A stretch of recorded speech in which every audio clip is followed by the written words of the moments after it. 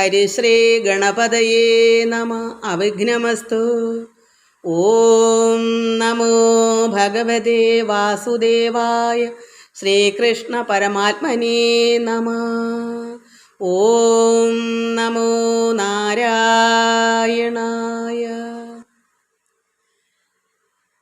നത്താരിൽ മാനിനി മണാളൻ പുരാണ പുരുഷൻ ഭക്തവത്സലൻ അനന്താദിഹീനനിധി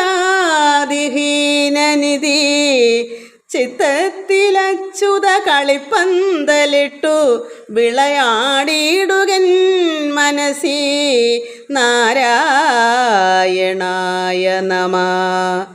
പച്ചക്കിളി പവിഴപാൽ വർണ്ണമൊത്ത നിറം ഇച്ഛിപ്പവർക്കു ഷടാധാരം കടന്നുപരി വിശ്വസ്ഥിതി പ്രളയ സൃഷ്ടിക്കു സത്വരജസ്തമോദഭേദ ഹരിനാരായണായ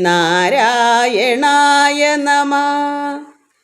തത്വത്തിനുള്ളിൽ ഉദയം ചെയ്തിരുന്ന പൊരുൾ എത്തിയിടുവാൻ ഗുരുപദാന്തേ ഭജിപ്പവനു മുക്തിക്കു തക്കൊരുപദേശം തരും ജനനമറ്റിയിടുവന്നവനു.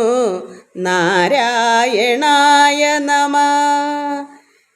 എൻ പാപമൊക്കെ അറിവാൻ ചിത്രഗുപ്തനുടെ സമ്പൂർണ്ണ ലിഖ്യതഗിരം കേട്ടു ധർമ്മപതി എൻ പക്കലുള്ള ദുരിതം പാർത്തു കാണും അളവംഭോരുഹാഷ. ഹരിനാരായണായ നമ. നാരായണായ നമ. നാരായണായ നമ. നാരായണായ നമ. ഹരിശങ്കരായ നമ. നാരായണ സകല സന്താപനാശന ജഗന്നാഥ വിഷ്ണു. ഹരിനാരായണായ നമ. എല്ലാ ഭക്തമക്കൾക്കും എൻ്റെ വിനീതമായ പ്രണാമം. സർവമക്കളെയും ഭഗവാനിൽ അർപ്പിക്കുന്നു. എല്ലാവർക്കും ശാന്തിയും സമാധാനവും എല്ലാ നന്മകളും ഉണ്ടാകണമേ എന്ന് പ്രാർത്ഥിക്കുന്നു. ഓം ലോകാ സമസ്ത സുഖിനോ ഭവന്തു. നമ്മൾ വൃത്ര അസുരവധമാണ് വായിച്ചുകൊണ്ടിരുന്നത്. വൃത്രാസുരൻ ഉജ്ജ്വലിത അമർഷ അപ്യ അസുരേന്ദ്രനും വക്രേണ ചെന്നെടുത്ത ഐരാവതത്തെയും ശക്രനെയും കൂടെ വിഴുങ്ങിടിനാൻ. അതായത് ഈ ഇന്ദ്രനെയും ഇന്ദ്രൻ്റെ ആനയെയും വക്രം കൊണ്ട് അതിനെ വിഴുങ്ങിയിടിനാൻ. അപ്പോൾ നിർജ്ജരന്മാരും പരിഭ്രമിച്ചു. വജ്രയും നാരായണ കവചത്തിനാൽ രക്ഷിതനായാൽ ഗജേന്ദ്രനും ഏതുമേ. ഭഗവാന്റെ നാരായണ കവചം ഉള്ളതുകൊണ്ട് രക്ഷ, അതായത് ഈ ഇന്ദ്രനും ആനയും അതുകൊണ്ട് രക്ഷ കിട്ടി, വിഘ്നമുണ്ടായില്ല. തൽപ്രഭാവത്തിനാൽ നാരായണ കവചം ഉള്ളതുകൊണ്ട് അവർക്ക് ഒരു വിഷമവും ഉണ്ടായില്ല. പിന്നെ അങ്ങനെ നിന്ന് പുരന്ദരൻ ഉന്നതനാ കരിവീരനെ തന്നെയും, നമ്മൾ ഇന്നലെ വായിച്ചതാണ്, ഒന്നുകൂടെ എടുത്ത് വായിച്ചതേ ഉള്ളൂ. കരിവീരനെ തന്നെയും തിക്കാതെ നിന്നു പുറപ്പെടും വണ്ണം പരിവൃത്ത വിസ്താരം അന്തരാ വന്നുകൂടും പ്രകാരം ശതകോടിയാൽ അന്യൂന വേഗേന തജ്ജഠരാന്തരം വെട്ടിക്കുറച്ചിടമുട്ടി നിൽക്കും പരിവട്ട ഖണ്ഡത്തെയും തട്ടിക്കളഞ്ഞുടൻ തുഷ്ട്യാ പുറപ്പെട്ട അളവിടരുറ്റുവൻ. തുഷ്ട്യാ പുറപ്പെട്ട അളവിടരുറ്റവൻ ദൃഷ്ടികൾ മന്ദിച്ചത് കണ്ടളവ്. അങ്ങനെ ഈ വൃത്രാസുരൻ്റെ ദൃഷ്ടി കണ്ണുകളൊന്ന് മന്ദിച്ച്, അപ്പോൾ തൽകണ്ഠവും വജ്രേണ ഖണ്ഡിച്ചു വീഴ്ത്തിനാൻ. അപ്പോൾ ഈ ഇന്ദ്രൻ എന്ത് ചെയ്ത് ആ സമയം നോക്കി വൃത്രാസുരൻ്റെ കഴുത്ത് വജ്രം കൊണ്ട് വജ്രായുധം കൊണ്ട് ഖണ്ഡിച്ചു വീഴ്ത്തിനാൻ. ഉണ്ടായതു സകലർക്കും ആനന്ദവും വൃത്രവധം ചെയ്കിലുണ്ടായി വരും ബ്രഹ്മഹത്യ എന്നുള്ളിൽ അമരേന്ദ്രനും നടേ ചിത്തത്തിൽ ഉണ്ടായിരുന്നതിന് അശ്വമേധത്താൽ അതിൻ പ്രായച്ചിത്തമെന്നുള്ളതും. വൃത്രാസുരനെ ഇങ്ങനെ വധിച്ചാൽ ബ്രഹ്മഹത്യ എന്നുള്ളൊരു പാപമുണ്ട്.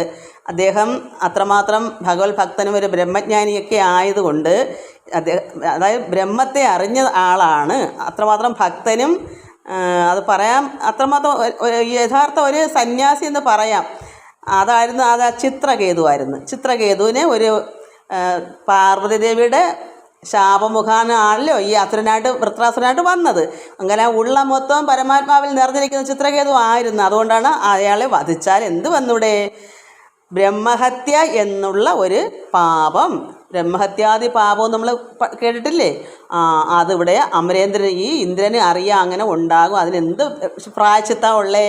ചിത്തത്തിൽ അയാളുടെ മനസ്സിൽ തോന്നി അശ്വമേധത്താൽ. അശ്വമേധയാഗം കഴിക്കുമ്പോൾ അതിൻ്റെ പ്രായശ്ചിത്തമായി അതിൻ്റെ ദോഷം മാറും. അതുകൊണ്ട് അദ്ദേഹം സത്തുക്കളെല്ലാം അരുൾ ചെയ്തതും പരിശ്രുത്വ വസിക്കുന്ന കാലം അവനെയും വിഗ്രഹത്തിങ്കൽ വസിച്ചളവേറ്റം അത്യുഗ്രഹത്യാ മൂർത്തിമത്തായി അനുക്ഷണം ശക്രനീ നോക്കി അടുത്തതു കണ്ടു തന്നുൾക്കാമ്പിലേറിന ഭീത്യാ പുരന്തരൻ. അയാൾ ഭയങ്കരമായിട്ട് ഭയക്കുവാണ്. എന്താ? ഈ മൂർത്തി അത്യുഗ്രഹത്യ, അതായത് അത്രമാത്രം ശക്തിയായ മൂർത്തിമത്തായി അനുക്ഷണം ശക്രനെ, ഈ ഇന്ദ്രനെ നോക്കി അടുക്കുകയാണ് ഈ ബ്രഹ്മഹത്യ എന്ന് പറഞ്ഞ് ആ മൂർത്തി പോലെ അങ്ങ് ആവും. അദ്ദേഹത്തിൻ്റെ ദേഹമേ പോയുള്ളൂ. വിഗ്രഹത ശ്രുത്വ വസിക്കുന്ന കാലം അവനെയും വിഗ്രഹത്തിങ്കിൽ വധിച്ചളവേറ്റം. അദ്ദേഹത്തിൻ്റെ ശരീരമാണ് വധിച്ചത്, വിഗ്രഹം. നമ്മുടെ എല്ലാ ശരീരത്തിനെ വിഗ്രഹം എന്ന് പറയും. ആ വിഗ്രഹത്തിനെ വധിച്ചു. പക്ഷെ അതിൻ്റെ ഉള്ളിൽ ബ്രഹ്മഹത്യ എന്നുള്ള മൂർത്തിയുണ്ട്. ആ മൂർത്തിമത്തായി അനുക്ഷണം പറണ്ടുപോയി. വിഗ്രഹത്തിങ്കിൽ വധിച്ച് അളവേറ്റം അത്യുഗ്രഹത്യ മൂർത്തിമത്തായി അനുക്ഷണം ശക്രനെ നോക്കി അടുത്തതു കണ്ടു തന്നുൾക്കാമ്പിലേറിന ഭീത്യ പുരന്തരൻ സത്വരം ഓടിനാൻ കൂടെ തുടർന്ന് പാഞ്ഞെത്തി വിരവോട് തൽ ബ്രഹ്മഹത്യയും. ശക്രൻ എന്ന് വെച്ചാൽ ഇന്ദ്രനെ നോക്കി അടുത്ത് ഈ ബ്രഹ്മഹത്യ കൂടെ ചെല്ലും. അദ്ദേഹം ഭീത്യ ഭയന്ന് ഓടി. അപ്പോൾ സത്വരം കൂടെ പാഞ്ഞെത്തുന്നു ഈ ബ്രഹ്മഹത്യയും. ഭയന്ന് ഇന്ദ്രൻ ഓടുകയാണ്. ഈരേഴ് ലോകങ്ങളിലും തുടർന്ന് പാഞ്ഞാരും ചരണമില്ലാഞ്ഞു പരവശാൽ. അതായത് ഈരേഴ് ലോകത്തിൽ, അത് ത്രിലോകം മൊത്തവും ഓടി തുടർന്നിട്ടോ അതിൻ്റെ കൂടെ തന്നെ ബ്രഹ്മഹത്യയും പാഞ്ഞ് ആരും ശരണമില്ല, ആരും ആശ്രയമില്ല ഇന്ദ്രന്. അങ്ങനെ പരവശാൽ മാനസമായ സരസി മുഴുകിനാൻ വാനവർഗോനൊരു താമരപ്പൂവ് അതിൽ ഗൂഢനായി ആടലോടെ മരുവീടിനാൻ. ഒരു പൂവിനകത്ത്, താമരപ്പൂവിൽ ഇദ്ദേഹം ഗൂഢനായി ഒളിച്ച് അതിൽ മരുവി പേടിയും പൂണ്ട് മൂടി ബ്രഹ്മഹത്യയും വേറെ മൃണാളങ്ങൾ തോറും എല്ലാം പെരുമാറി നിന്നിടിനാൻ 1000 വത്സരം. 1000 വത്സരം അങ്ങനെ അതിൽ തന്നെ കഴിഞ്ഞുകൂടി. അങ്ങനെ ഇരിക്കുമ്പോൾ കാലം ആ 1000 വേറെ മൃണാളങ്ങൾ തോറും എല്ലാം പെരുമാറി നിന്നിടാൻ 1000 വത്സരം കാലം. അത്രയും വത്സരം കാലം എന്ത് ചെയ്തു ഈ ഇന്ദ്രൻ? ഭഗവൽ സ്മൃതിയോടുകൂടെ അക്കാലം. അങ്ങനെയെല്ലാം അദ്ദേഹം ഭഗവാനോടുള്ള ഭക്തിയോട് ഇങ്ങനെ സ്മൃതി, ആ ഓർമ്മയിൽ ഇങ്ങനെ കഴിഞ്ഞുകൂടി. 1000 വത്സരം തന്നെ അദ്ദേഹം ഇന്ദ്രൻ ഇങ്ങനെ ഭഗവാന്റെ സ്മൃതിയിൽ ഇങ്ങനെ പ്രാർത്ഥനയിൽ ഇങ്ങനെ കഴിഞ്ഞുകൂടി. ആ സമയത്ത് അക്കാലം നഹുഷൻ ഐന്ദ്രം പദം വാഴുവാൻ. നഹുഷൻ എന്നുള്ള രാജാവ് ഇന്ദ്രപദവി അവിടെ അപ്പോഴേ ഇദ്ദേഹം ഇല്ലല്ലോ. ഇന്ദ്രൻ അവിടെ നിന്ന് ഇങ്ങനെ പോയപ്പോൾ ദേവലോകത്തിൽ ഇന്ദ്രൻ വേണ്ടി അതിന് നഹുഷൻ അവിടെ ചെന്ന് എത്തിപ്പിടിച്ചു. നഹുഷൻ ഐന്ദ്രം പദം വാഴുവോൻ താനുടൻ ഐശ്വര്യമത്തനായ അന്തരാ. അയാൾക്ക് ഐശ്വര്യം കൊണ്ടങ്ങ് മത്ത് പിടിച്ചു, മത്തനായി. അങ്ങനെ എന്ത് വന്നു? ഈ ഇന്ദ്രൻ്റെ ഭാര്യയായ ശചിദേവിയോട്, അതായത് മാനിനിയാണ്, നല്ല ശചിദേവിയാണ്. മാനിനിയാം ശശിദേവിയെ പുൽകുവാൻ കാമിച്ച് അപേക്ഷിച്ച് അളവ് അവൾ ചൊല്ലിനാൾ. ഇദ്ദേഹം ചെന്ന് മത്ത് പിടിച്ചിട്ട് ചെന്ന് ശശിദേവിയെ പുൽകാൻ ചെന്ന് അപേക്ഷിച്ച്, അപ്പോൾ എന്ത് ചൊല്ലി പറഞ്ഞു? മാമുനിമാരാൽ വഹിച്ചു വന്നിടുവാൻ അങ്ങനെ നിങ്ങൾ മാമുനിമാരാൽ നിങ്ങൾ വഹിച്ചു വന്നിടുക എന്ന് പറഞ്ഞു. അന്ന് അവരെ കൊണ്ട് തണ്ടടിപ്പിച്ചുകൊണ്ട് അന്യൂനമോദമാർന്നങ്ങ് പോകുന്നവൻ മന്ദം നടക്കുന്ന മൈത്രാവരുണിയെ ഒന്നു ചവിട്ടിയ നേരം മുനിവരൻ. അദ്ദേഹം തണ്ടെടുക്കുക വെച്ചാൽ എന്താണ്? രാജാക്കന്മാർക്ക് പല്ലക്കിലല്ലേ യാത്ര. അപ്പോൾ മാമുനിമാരുമായിട്ട് വഹിച്ചു വന്നിടാനല്ലേ പറഞ്ഞത്. അപ്പോൾ ഇദ്ദേഹം തണ്ടെടുപ്പിക്കാൻ മാമുനിമാരെ ക്ഷണിച്ച് കാണും. എനിക്കിതിനെപ്പറ്റി അർത്ഥമൊന്നും പറയാൻ അറിയത്തില്ല. ഞാൻ ഇതിൽ കണ്ടതൊക്കെ എനിക്ക് അറിയാമെണ്ണം പറയുന്നുള്ളതേ ഉള്ളൂ. അത് ശരിയാവാം, ചിലപ്പോൾ തെറ്റുകൾ കാണാം, എങ്കിലും ഊഹം നമുക്ക് മനസ്സിലാവുമല്ലോ, അത്രയേ ഉള്ളൂ. അപ്പോൾ അങ്ങനെ തണ്ടെടുപ്പിച്ചുകൊണ്ട് ചെന്നപ്പോൾ ഈ മൈത്രാവരുണി എന്ന് പറയുന്നത് ഇവിടെ അഗസ്ത്യമുനിയാണ് മൈത്രാവരുണി. അപ്പം 2 വശത്തും ആളുകൾ പിടിക്കണമല്ലോ, മുമ്പിലും പുറകിലും ആളുകൾ വേണമല്ലോ ഈ തണ്ട് പിടിക്കാൻ. ഇതെന്തോ പറയുക, പല്ലക്ക്. അപ്പോൾ അതിന് മൈത്രാവരുണിയെ ഒന്ന് ചവിട്ടി. ആരാ? ഈ എന്തായാലും പേര് നഹുഷ രാജാവ്. രാജാക്കന്മാർ ഇന്ദ്രന് പകരം വന്നിരിക്കുകയില്ലേ, അപ്പോൾ ഇന്ദ്രനെയൊക്കെ ചുവന്നുകൊണ്ട് പോകണ്ടേ. അങ്ങനെ ഈ രാജാവ് ഈ അഗസ്ത്യമുനിയെ ഒന്ന് ചവിട്ടിയ നേരം എന്തോ കാല് തട്ടിയോ അങ്ങനെ ചെയ്ത് കാണും. ചവിട്ടിയ നേരം മുനിവരൻ കോപേന നീ പെരുമ്പാമ്പായി ചമകന്ന് ശാപവും ചെയ്താൻ. അതേറ്റു നരവരൻ താനും അജകരമായി കിടന്നിടിനാൻ. അങ്ങനെ ഒരു ചവിട്ട് എന്തായാലും കിട്ടിയപ്പോൾ അതുകൊണ്ട് ശചിദേവി രക്ഷപ്പെടും. കാരണം ഇവർക്കൊക്കെയുള്ള കുഴപ്പം ഇതാണ്. ഇന്ദ്രനെ കാണാതെ ഇരുന്നപ്പം 1000 മത്സരം കഴിഞ്ഞ് പോയപ്പോൾ ശശിദേവിയായിട്ടൊന്ന് സുഖിക്കാമെന്ന് കരുതി ഈ നഹുഷൻ. അപ്പോൾ അതിനൊരു ദൈവികമാണോ? അപ്പോൾ അത് ഭഗവാൻ അതിന് നന്നായ ഒരു ശിക്ഷ കൊടുക്കണ്ടേ? അതിന് മുനിയുടെ ദേഹത്ത് ചവിട്ടുകൊള്ളാനും മുനി ശപിക്കാനും പെരുമ്പാമ്പായ ശമകെന്നാണ് കിട്ടിയേക്കുന്ന വരം, ശാപം. അങ്ങനെ അത് നന്നായി അങ്ങ് ഏറ്റു ആ നരവരന്. അത് താനും അജകരമായി കിടന്നിടിനാൻ. അങ്ങനെ അജകരം പാമ്പാണ്, അജകരമായി കിടന്നിടിനാൻ.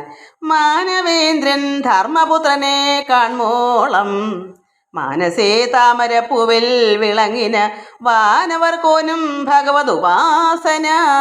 വാനവർകോൻ വെച്ചാൽ ഇന്ദ്രൻ താമരപ്പൂലല്ലേ ഇരിക്കുന്നത്. അങ്ങനെ താമരപ്പൂവിൽ വിളങ്ങിന വാനവർകോനും ഭഗവത് ഉപാസന കാരണം. അദ്ദേഹം താമരപ്പൂ, ശുദ്ധമായൊരു താമരപ്പൂ കൂടെ ആണല്ലോ. അതിലിരുന്ന് ഭഗവാനെ കൂടെ ഭജിക്കുമ്പോൾ എന്ത് നല്ല സുഖമായിരിക്കും, എത്രമാത്രം ആത്മീയമായിരിക്കും. അങ്ങനെ അദ്ദേഹം അത് കാരണം എന്തു വന്നു?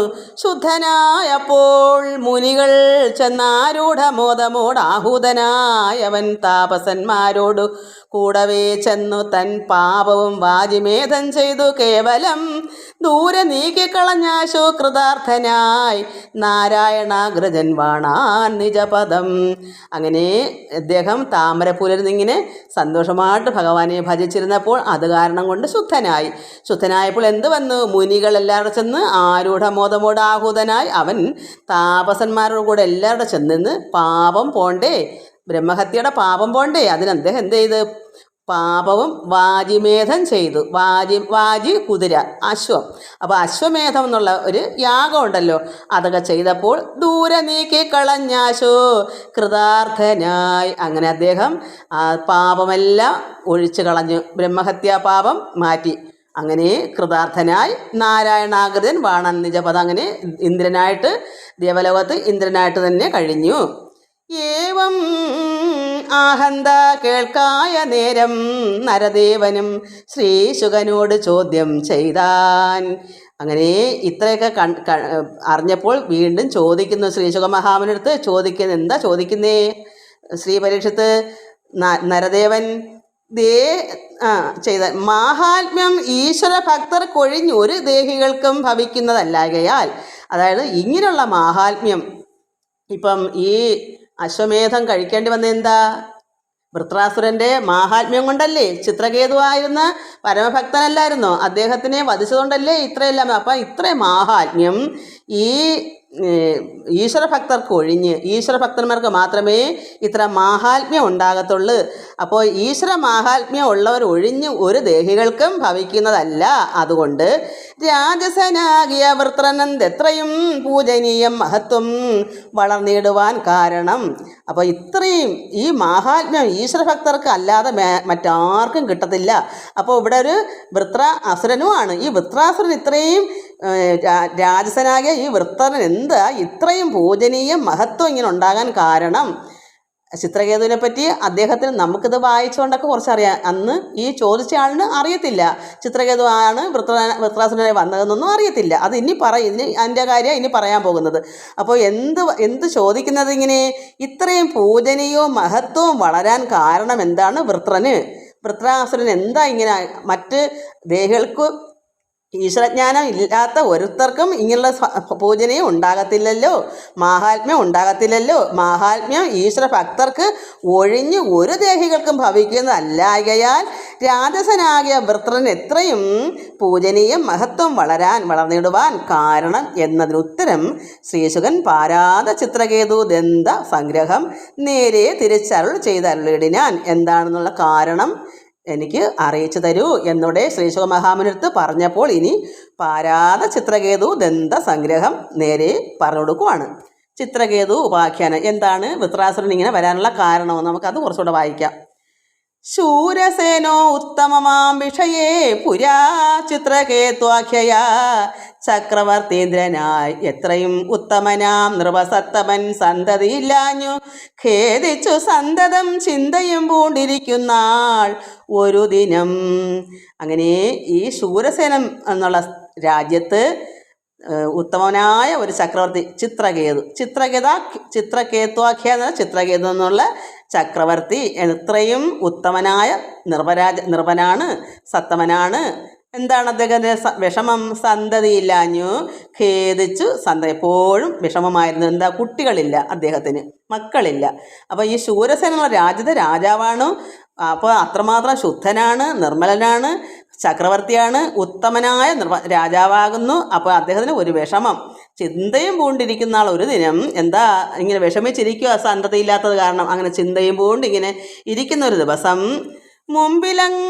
അങ്കിരാവാഗതനായി അങ്കിരസ് എന്നുള്ളൊരു മുനിയുണ്ട്. അദ്ദേഹം ആഗതനായി ഇവിടേക്ക്. അപ്പോൾ ഇദ്ദേഹത്തിൻ്റെ ഭക്തിയും ചിത്രകേതുവിൻ്റെ ആ ഒരു ജ്ഞാനവും എല്ലാം കൊണ്ടും വിഷമമൊക്കെ കണ്ടപ്പോൾ ഭഗവാൻ തന്നെ ആയിരിക്കും അങ്കിരസായിട്ട് ഒരു മുനിയെ അങ്ങോട്ട് അയക്കുന്നത്.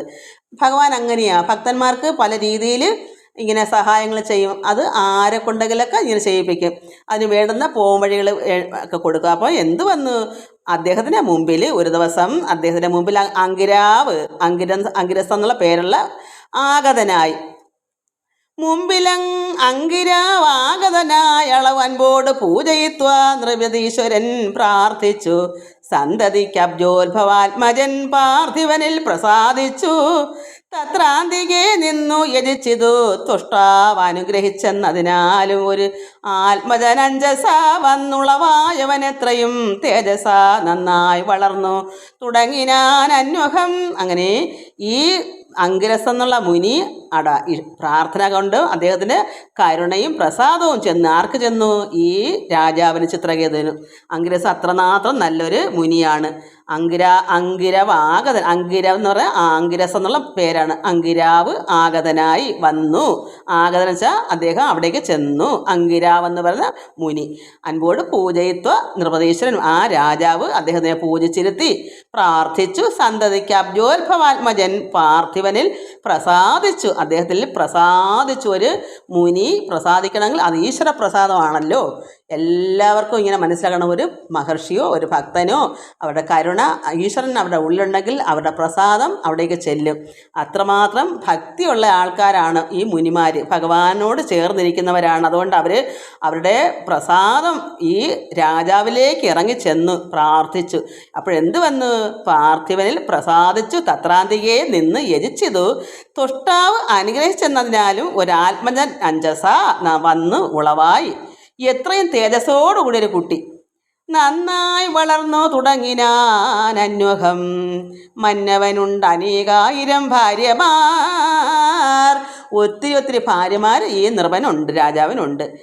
എന്നതിലങ്ങ് ഒരുത്തിക്കൊരു നന്ദനൻ ജാതനായി വന്ന അതുമൂലം പിതാവിനു മാതാവിനുൾ പ്രീതിയേറും എന്നോർക്കയാൽ. അങ്ങനെ ഇങ്ങനെ ഒരു കുഞ്ഞ് ഒരുത്തിക്ക് മാത്രം വന്നു. ഒരുപാട് ഭാര്യമാരുള്ളതിൽ ഒരുത്തിക്ക് ഒരു നന്ദനൻ ജാതനായി വന്ന അതുമൂലം പിതാവിന് എന്ത് വരും? രാജാവിന് മാതാവിന് ഉൾപ്രീതിയേറും.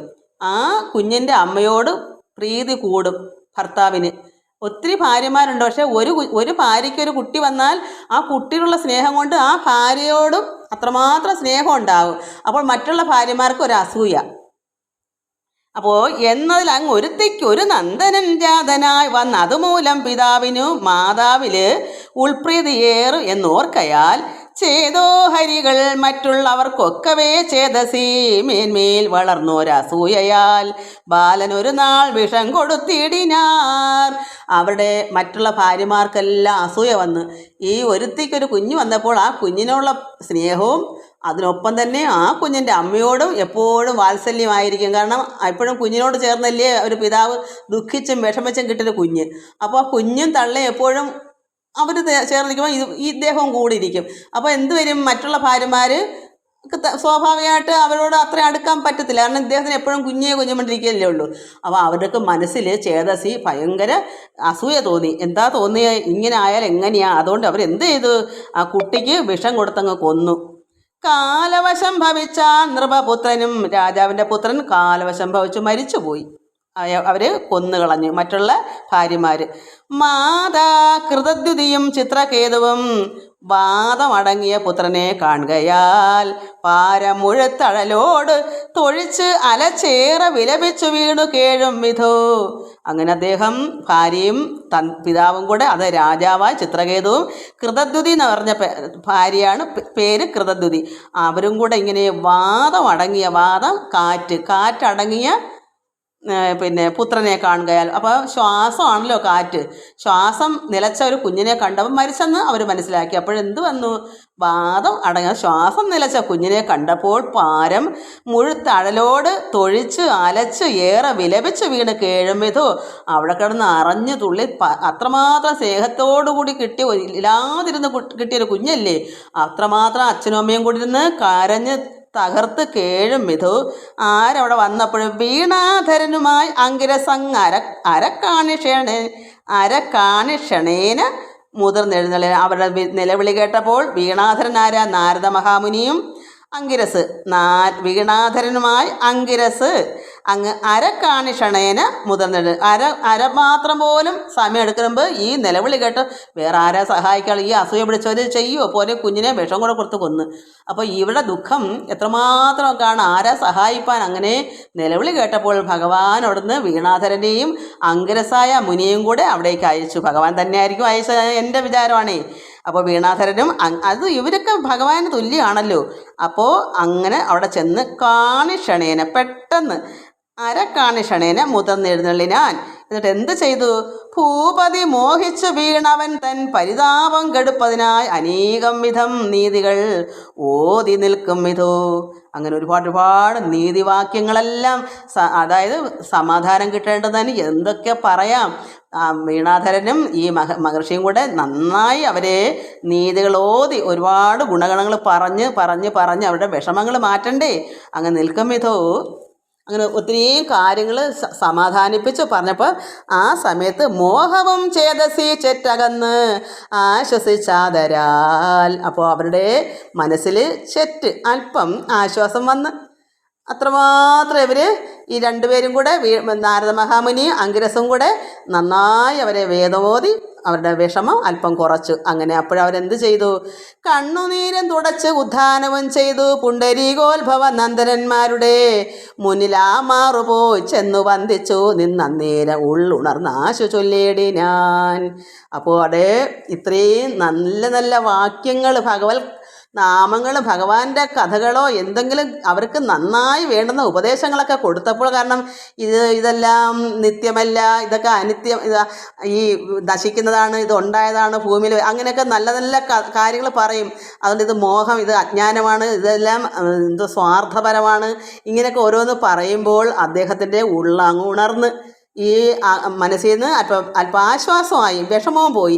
എന്നിട്ട് കണ്ണൊക്കെ തുടച്ച് എണീറ്റ് ഉത്ഥാനം ചെയ്താൽ അവർ അച്ഛനും ആ ചിത്രകേതുവും രാജാവും പത്നിയും കൂടെ അവിടെ കണ്ണുനീരൊക്കെ തുടച്ച് എഴുന്നേറ്റ് പുണ്ടരീകോത്ഭവ നന്ദനന്മാരുടെ മുന്നിൽ. അപ്പോൾ ഈ പരമാത്മാവായ ഭഗവാന്റെ നന്ദനന്മാരാണ് അങ്കിരസും നാരദ മഹർഷി.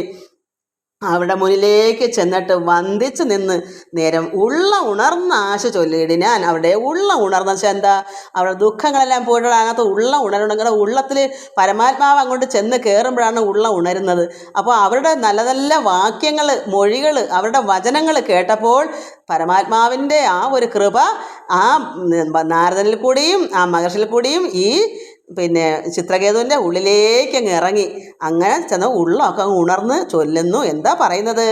നിങ്ങൾ ഇരുവരും ആരെന്നതേതും ഒന്നിങ്ങറിഞ്ഞീലതിമൂഢനാം പാപി ഞാൻ. അപ്പോൾ ഇത്രയും ഉണരണമെങ്കിൽ ഇവർ സാധാരണക്കാരല്ല എന്ന് ഇവർ നാരദ മഹർഷിയുടെ വേഷത്തിലൊന്നും അല്ല ചെന്നേക്കുന്നത്.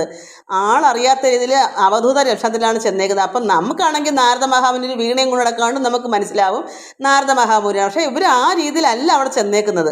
അതുകൊണ്ട് ആരൊന്നും ഇദ്ദേഹത്തിന് അറിയാൻ പറ്റുന്നില്ല. അപ്പോൾ നിങ്ങൾ ഇരുവരും, അതായത് നാരദനും ഈ മഹർഷിയും ആരെന്നതേതും ഒന്നിങ്ങറിഞ്ഞീല അതിമൂഢനാം പാപി ഞാൻ. ഞാനൊരു പാപിയാണ്, ഞാനൊരു മൂഢനാണ്. കാരണം ഇത്രയും ഉണരണമെങ്കിൽ ഇവർ സാവധാനക്കാരല്ല, ഇവർ നല്ല ആത്മജ്ഞാനികളായ മഹർഷിമാരോ ദൈവദൂതന്മാരോ ഒക്കെ ആണെന്ന് ഈ ചിത്രകേതും ആൾ മോശക്കാരനല്ലല്ലോ. ഇങ്ങനെയൊക്കെയുള്ളത് കേൾക്കുമ്പോൾ ഉണരുമ്പോൾ അദ്ദേഹത്തിന് ഇത്രയും താപം, മനസ്സിനെയും ഇത്രയും ചൂട് പിടിച്ച് കിടന്ന് നിലവിളിച്ചവരുടെ അത്രമാത്രം പ്രകാശിച്ച് ഉണരണമെങ്കിൽ ഇവരാരായിരിക്കും? ഇവരുടെ വാക്കുകൾ ഇത്രയെല്ലാം വന്നത് എവിടുന്ന് വന്നു? അത് ഈശ്വരങ്ങളിൽ വരുന്ന വാക്കാണത്. ഇവരുടെ ഉള്ളത്തിൽ ഈശ്വരനുണ്ടെന്ന് അവർക്കങ്ങ് മനസ്സിലായപ്പോൾ പറഞ്ഞു, ഞാനൊരു മൂഢനാണ്, പാപിയാണ്. നിർമ്മലാത്മാനന്ദധാരികൾ, നിർമ്മലമായിരിക്കുന്ന ആത്മാനന്ദധാരികൾ. നിങ്ങൾക്കുടെ ഉള്ളിൽ നിർമ്മലമാണ്, ആനന്ദമുണ്ട്.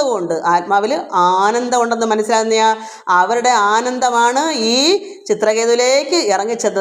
അപ്പോൾ ചിത്രകേതുവിനും ആനന്ദമുണ്ടായി, ഉണർന്നു ആ ധാരി. അപ്പം നിർമ്മലാത്മാനന്ദധാരികൾ സർവവും ബ്രഹ്മണി ചേർത്തു ലയിപ്പിച്ച അഖിലവും തന്മയമായി ഒരുമിച്ചു തെളിഞ്ഞു സച്ചിന്മയ രൂപികൾ ദിവ്യ പുരുഷന്മാർ. നിങ്ങൾ ദിവ്യ പുരുഷന്മാരാകുന്നു, തന്മയമായി ഒരുമിച്ച് തെളിഞ്ഞു. നമ്മളെല്ലാവരും ചേർന്ന് അതിൽ ലയിച്ചു കഴിഞ്ഞു.